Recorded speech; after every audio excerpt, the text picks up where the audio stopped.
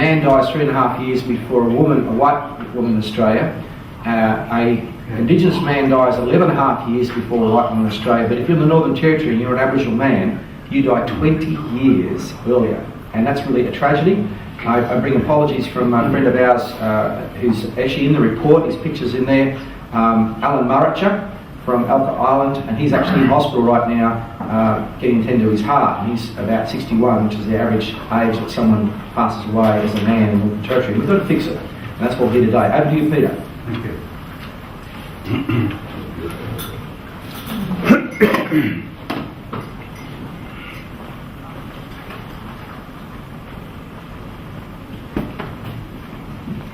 I must say I appreciate being here and given this opportunity, but I'm a little nervous after hearing Frank talk, got to say.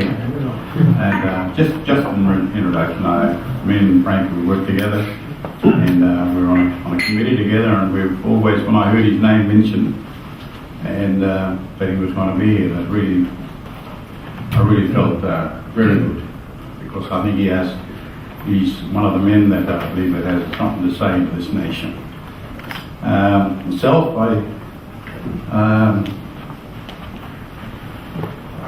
it's hard to, I got a habit of going around, I only get 3 minutes to do this. And, but the issue on men in this nation is very important, and I understand that even it's not only just a national problem, but it's international. And if you look at the broken homes, and I believe that it's cause of a lot of the problems that are happening, and really it's both sides, it's the husband and the wife, and that are usually to blame for the reasons why a lot of those things happen. And so I'm very much sympathetic toward the cause of men, and especially those who are doing it hard, and especially with things that have happened in the government and so forth, where they've taken away the power from fathers and so forth. And I'm very sympathetic towards that. And I've heard Barry and others speak about the same issue over a number of years, and I'm always, every time I hear it, and what's that, 5 seconds? Wrong one. Oh, wrong. So I give my support really behind men and for the family today, and really strongly support that. You know, many years ago, there was a great singer, and he was one of my favorites. I was only a boy, but nevertheless, his name was Hank Williams. And many here have known about Hank Williams. Favorite country. I just want to read you, if I can. Please, just bear with me. And something that he said.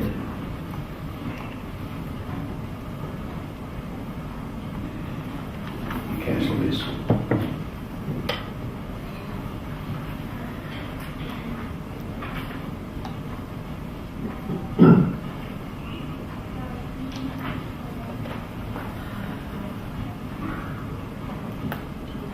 A little girl prayed at the close of the day.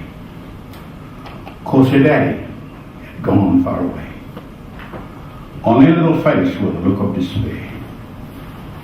And I stood there and listened. And I heard this prayer. My mummy said, Daddy has brought us to shame. And I'm never no more to mention his name. Lord, take me and lead me. Hold to my hand. Oh, Heavenly Father, help me understand.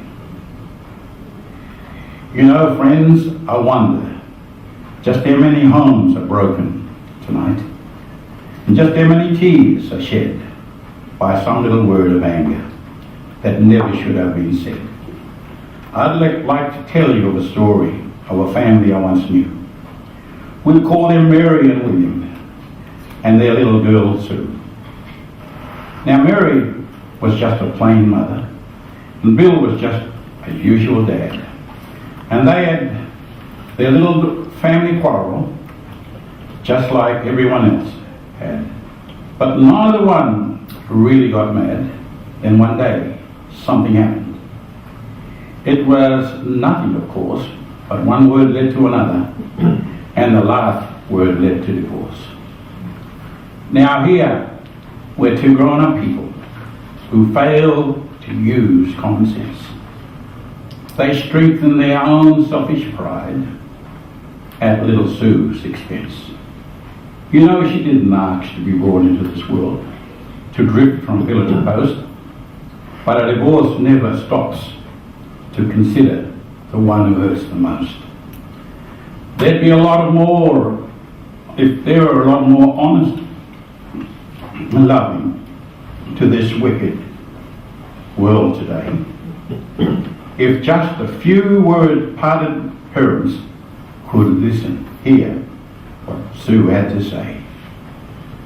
Take me and lead me. Hold to my hand. Oh, Heavenly Father, help me understand. This man wrote this over 60 years ago. And it still rings very clear today when I believe one of the reasons why we have so many broken homes is because two people fail to listen to each other.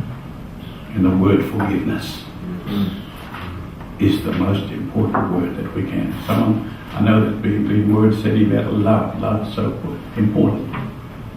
But the word forgiveness is just another word that we need to appreciate and exercise. I thank you for hearing me. And I pray that God's blessing, especially over this man. I say that, and I'm not a man, but I know his heart and the heart of his wife, his family. I've known them for now nearly 20 years. Would you say that, Warwick? And so I've heard that the heartbeat of what he has to say.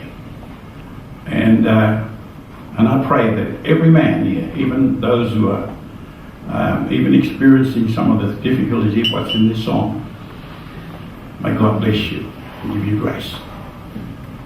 Thank you.